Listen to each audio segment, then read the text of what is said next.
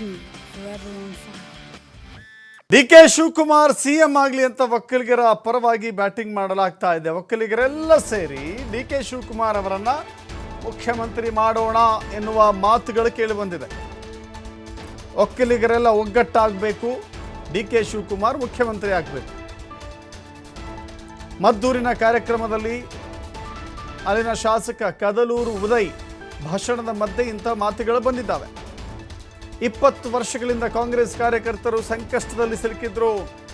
ಇಬ್ಬರ ಜಗಳದಲ್ಲಿ ಕಾರ್ಯಕರ್ತರು ಸಿಲುಕಿ ನಲುಗಿ ಹೋಗಿದ್ರು. ಡಿಕೆ ಶಿವಕುಮಾರ್ ನಾಯಕತ್ವದಲ್ಲಿ ಕಾಂಗ್ರೆಸ್ 136 ಸೀಟುಗಳನ್ನು ಗೆದ್ದಿದೆ. ಮದ್ದೂರಿನಲ್ಲಿ ಕಾಂಗ್ರೆಸ್ ಕಾರ್ಯಕರ್ತರು ಬಲಿಷ್ಠರಾಗಿದ್ದಾರೆ. ಮದ್ದೂರು ಕಾಂಗ್ರೆಸ್ಗೆ ಹೊಸ ಅಧ್ಯಕ್ಷರು ನೇಮಕವಾಗಿದ್ದಾರೆ. ಮುಂಬರುವ ಚುನಾವಣೆಯಲ್ಲಿ ನಿಮ್ಮ ಒಗ್ಗಟ್ಟು ಹೀಗೇ ಇರಬೇಕು. ಮದ್ದೂರಿನ ಬಗ್ಗೆ ಡಿಕೆ ಶಿವಕುಮಾರ್ ವಿಶೇಷ ಕಾಳಜಿ ವಹಿಸಿದ್ದಾರೆ. ಎಲ್ಲ ಚುನಾವಣೆಯಲ್ಲಿ ನಾವೇ ಗೆಲ್ಲಬೇಕು, ಒಕ್ಕಲಿಗರೆಲ್ಲ ಒಗ್ಗಟ್ಟಾಗೋಣ, ಡಿಕೆಶಿಯನ್ನು ಸಿಎಂ ಮಾಡೋಣ ಅಂತ ಹೇಳಿದ್ದಾರೆ ಉದಯ್.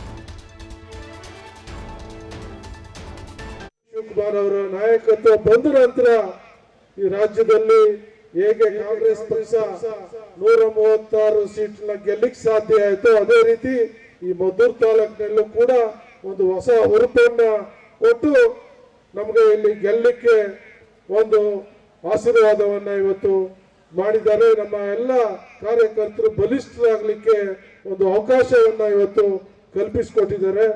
ಇವತ್ತು ಹೊಸ ಅಧ್ಯಕ್ಷರು, ಹಳೆ ಅಧ್ಯಕ್ಷರು ಕೂಡ ಬಹಳಷ್ಟು ಸುದೀರ್ಘವಾಗಿ ಕೆಲಸವನ್ನ ಮಾಡಿದ್ದಾರೆ. ಅವ್ರಿಗೂ ಕೂಡ ಅದೇ ಸಮಸ್ಯೆ, ಬರೀ ಅವ್ರನ್ನ ಬಳಸ್ಕೊಂಡಿದ್ದು ಕಾರ್ಯಕ್ರಮಗಳಿಗೆ ಹಣ ಖರ್ಚು ಮಾಡಲಿಕ್ಕೆ, ಚುನಾವಣೆಗಳಿಗೆ ಹಣ ಖರ್ಚು ಮಾಡಲಿಕ್ಕೆ ಇಷ್ಟಕ್ಕೆ ಅವರ ಸೀಮಿತವಾಗಿತ್ತು.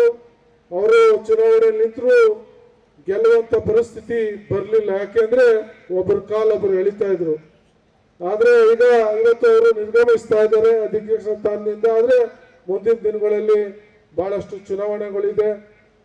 ಡೈರಿ ಚುನಾವಣೆ ಬರ್ತಾ ಇದೆ, ಜಿಲ್ಲಾ ಪಂಚಾಯತ್, ತಾಲೂಕ್ ಪಂಚಾಯತಿ ಚುನಾವಣೆಗಳು ಬರ್ತಾವೆ. ಮುಂದೆ ಅವರು ಏನು ಹಿಂದೆ ಸೋತಿದ್ದ ಸೇಡನ್ನ ತೀರ್ಸ್ಕೊಂಡು ಇವತ್ತು ಗೆಲ್ಲಕ್ಕೆ ಒಂದು ಶಕ್ತಿ ಕೂಡ ಅವ್ರಿಗೆ ಇವತ್ತು ಎಲ್ಲ ನಮ್ಮ ಕಾರ್ಯಕರ್ತರು ಮುಖಂಡರಿಂದ ಇವತ್ತು ಒಂದು ಬೆಂಬಲ ಇವತ್ತು ಅವ್ರಿಗೆ ದೊರಕ್ತಾ ಇದೆ ಅಂತ ಈ ಸಂದರ್ಭದಲ್ಲಿ ಹೇಳಲಿಕ್ಕೆ ಬಯಸ್ತೇನೆ.